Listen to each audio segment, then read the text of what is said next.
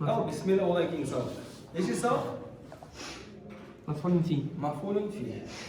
Maf'ulun fi deb іс қимылдың қай уақытта немесе қай орында болғандығын білдіретін есімді айтады. Мысалы, Хафиза Мухаммадун ад-дарса субахан амамал муаллими.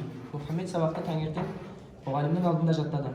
Бұл мысалда субахан сөзі қай жаттау ісі қай уақытта болғандығын білдірсе, амама сөзі қай жерде екендігін білдіріп тұр. Сондықтан бұл екеуі маф'улун фи болып тұр. Maf'ulun fi. Maf'ulların içindeki en oңайы maf'ulun fi жалпы айтқанда. Ол қарапайым сөйлемнің ішінде уақыт пен мекенді білдіретін насып болған кәлиманы maf'ulun fi дейді.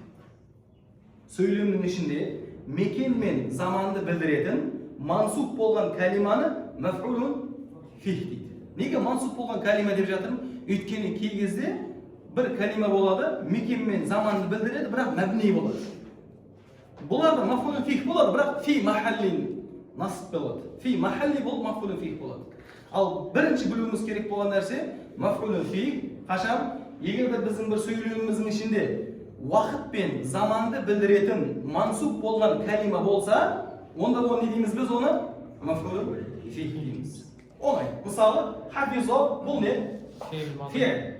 Мынау Мұхаммед оның несі болады? Фа'ил болады. Ад-дарса не болады? Бұл маф'улун би. Сабахан деген не? Уақытты білдіріп жатыр. Таңертең. Одан кейін амама деген не? Жерді білдіріп жатыр. Алдында мекенді білдіріп жатыр. Сонда бізде сөйлеміміздің ішінде уақыт пен мекенді білдіретін мансуп болған кәлима не дейміз? Maf'ulun fi. İ'rablanan кезде hafiza fi'l madi mabniun ala fathi. Muhammadun fa'ilun marfu'un alamat raf'ihi ad-damma. Ad-darsa maf'ulun fi, maf'ulun bi, mansub alamat nasbihi al-fatha. Sabahan maf'ulun fi, mansub alamat nasbihi al-fatha. Amama maf'ulun fi, mansub alamat nasbihi al-fatha. Bunlar kiyimli. وهو مضاف مضاف إليه болады. Жақсы ма? Маф'улун фих дегеніміз не екен? Сөйлемнің ішіндегі уақыт пен мекенді білдіретін мансуп болған кәлима. Оны дейміз маф'улун фих дейміз. Ол фи'лдің алдында да келуі мүмкін, артында да келуі мүмкін, айырмашылық жоқ. Жақсы ма? Ажықтырайық.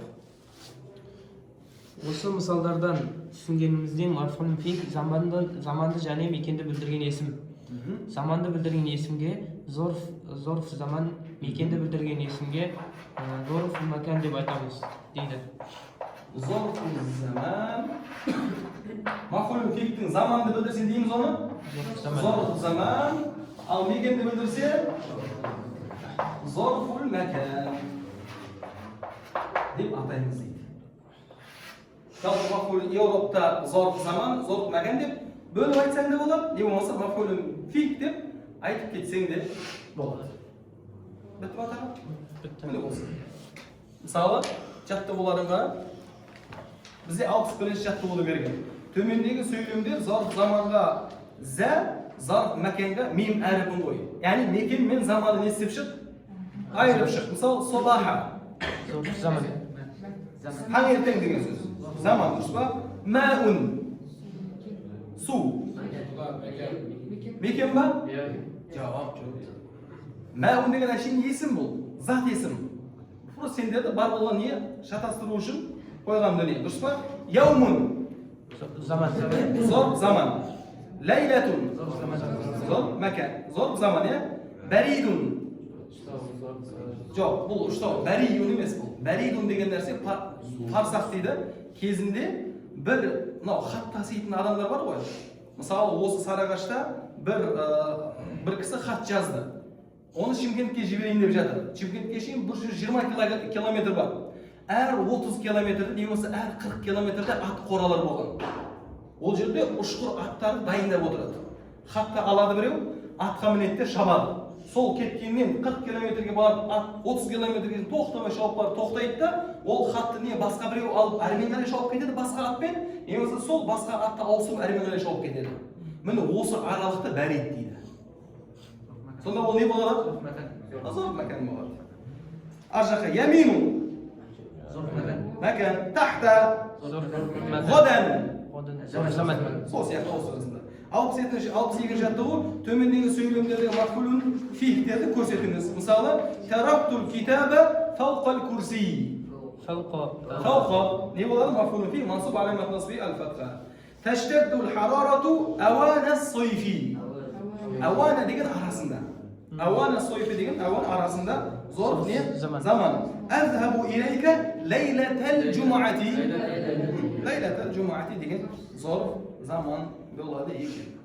63-ші жаттығу мафулун бихке арнап 10 сөйлем құрасыздар, 5-еуі зорф. Мафулун фихке арнап 10 сөйлем құрасыздар, 5-еуі зарф заманға болсын, 5-еуі зарф мәканға болсын дейді. 64 болса төмендегі сөйлемдердің мафулун фихтердің алдына сәйкес етістіктерді қой. Мысалы, уақыт дәрси. Не деп айтсам болады? Ла танам уақыт дәрси. Ең әдем сөзі ла танам уақыт дәрси. Сабақ оқысын не істеме? Ұйықтама. Саған айтып бармын саған. Жақсы, одан кейін не? Фауқа мәктәбіл муаллими. Ат-табаширу фауқа әл-мәктәбіл муаллими деген сияқты. 65-ші жаттығу не қыламыз? Төмендегі сөйлемдерді i'рабтаймыз. Сирту лейлен. Түнде жүріп кеттім. Түннің уақытысында не істедім? Жүріп кеттім. Сирту فعل ماضي مبني على السكون تو ضمير متصل مبني على الضم في محل رفع فاعل ليلا ظرف زمان منصوب وعلامة نصبه الفتحة. وصل إيش